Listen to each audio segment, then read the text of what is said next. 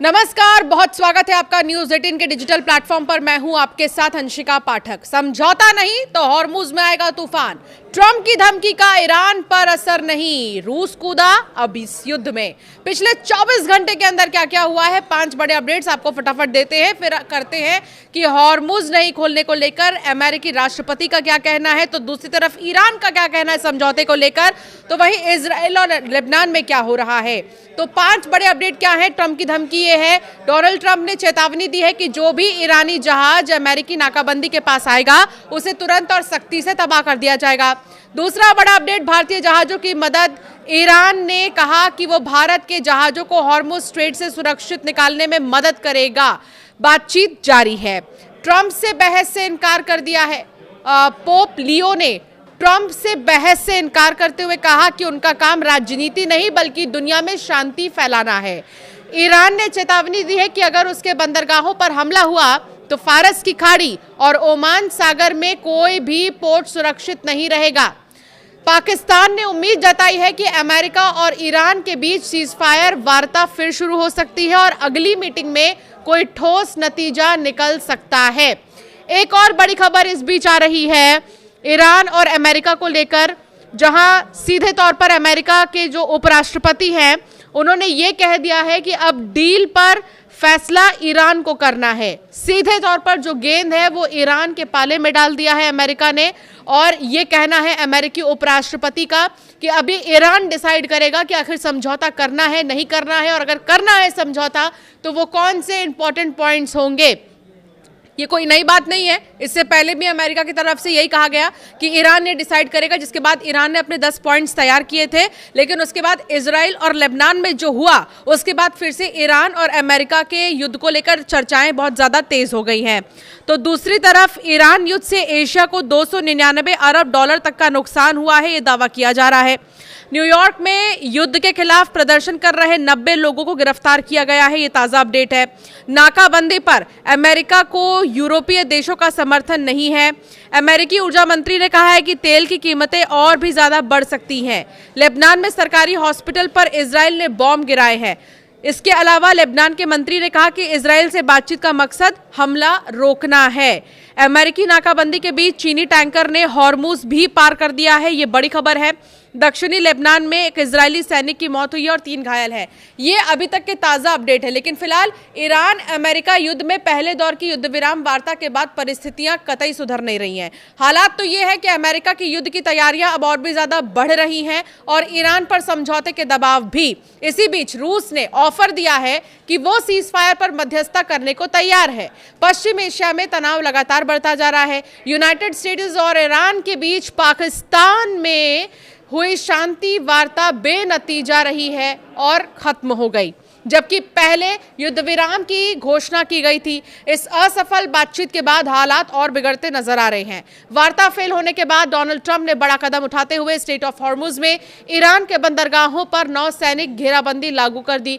Trump ने साफ कहा कि हम किसी देश को दुनिया को ब्लैकमेल या डराने नहीं देंगे। उन्होंने ये भी चेतावनी दी है कि अगर ईरान की कोई तेज हमला करने वाली नौकाएं अमेरिकी सेना के करीब आईं तो उन्हें तुरंत नष्ट कर दिया जाएगा। हालांकि ट्रंप ने यह भी दावा किया है कि बातचीत विफल होने के बाद ईरान के प्रतिनिधियों ने फिर से संपर्क किया है और अब तेहरान शांति समझौते के लिए बातचीत में लौटना चाहता है। इस बीच क्षेत्र में एक और तनावपूर्ण बयान सामने आया। लेबनान के संगठन हिजबुल्लाह के प्रमुख नईम कासिम ने लेबनान सरकार से अपील की है कि वो अमेरिका में इजराइल के साथ होने वाली प्रस्तावित वार्ता को रद्द कर दे। हिजबुल्लाह ने कहा कि इजराइल जैसे दुश्मन देश के साथ किसी भी तरह की बातचीत को पूरी तरह खारिज करते हैं। उन्होंने इसे रद्द करने के लिए सरकार से ऐतिहासिक और साहसिक फैसला लेने की मांग की है। गौरतलब है कि हिजबुल्लाह ईरान समर्थित संगठन है और 2 मार्च से इजराइल के साथ संघर्ष में शामिल है। ईरान अमेरिका के बीच युद्ध में अब रूस शांति दूत की भूमिका निभाना चाहता है। पहले रूसी राष्ट्रपति व्लादिमीर पुतिन ने इस संबंध में ऑफर दिया था। अब विदेश मंत्री सर्गेई लावरोव ने ईरान के विदेश मंत्री सैयद अब्बास अराक्ची से फोन पर बातचीत की है। रूस की ओर से कहा गया कि सशस्त्र संघर्ष दोबारा ना हो, ये बहुत जरूरी है। साथ ही रूस ने एक बार फिर साफ किया कि वो इस संकट को सुलझाने में हर संभव मदद करने के लिए पूरी तरह तैयार है।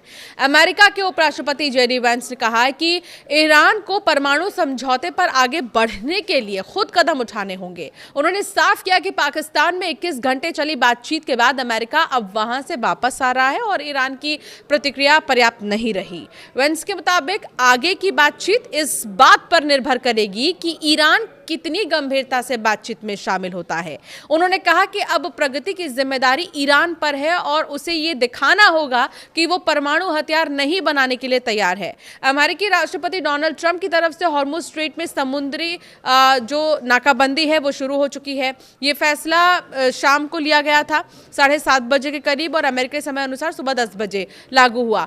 ट्रंप ने चेतावनी दी कि अगर कोई भी ईरानी जहाज अमेरिकी नाकाबंदी के पास आता है तो उसे तुरंत खत्म कर दिया जाएगा। इसके बाद इसके लिए वही तरीका इस्तेमाल होगा जिससे समुद्र में ड्रग तस्करों के जहाज रोके जाते हैं, यानी तेजी और सख्ती से। इस फैसले के तहत जो भी जहाज हॉर्मुज से गुजरने की कोशिश करेगा उसे रोककर जांच की जाएगी। खासतौर पर उन जहाजों पर नजर रखी जाएगी जिन्होंने ईरान को टोल दिया है।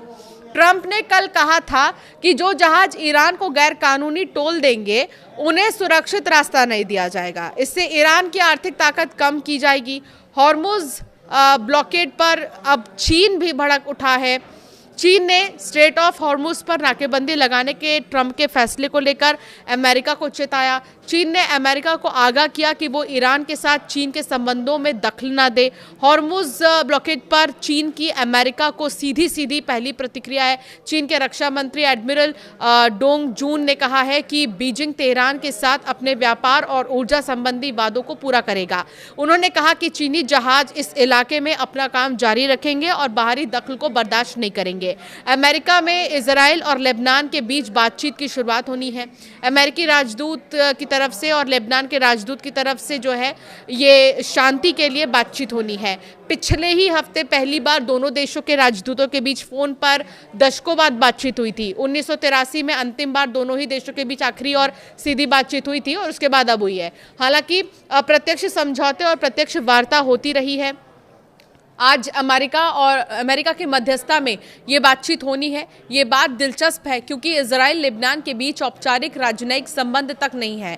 डोनाल्ड ट्रंप ने चेतावनी दी है कि अगर ईरान की कोई भी हमला करने वाली नौकाएं अमेरिका द्वारा ईरान के बंदरगाहों के आसपास लगाई गई नौसैनिक घेराबंदी के पास आती है तो उन्हें तुरंत नष्ट कर दिया जाएगा। ये बयान ऐसे समय आया है जब अंतर्राष्ट्रीय स्तर पर युद्ध विराम बनाए रखने और बातचीत फिर से शुरू करने की अपील की जा रही है, लेकिन इसके बावजूद अमेरिका ने सख्त रुख अपनाया है। कुल मिलाकर अभी कुछ भी नहीं कहा जा सकता कि क्या वाकई जो शांति का माहौल है वो बरकरार रहने वाला है या नहीं रहने वाला है।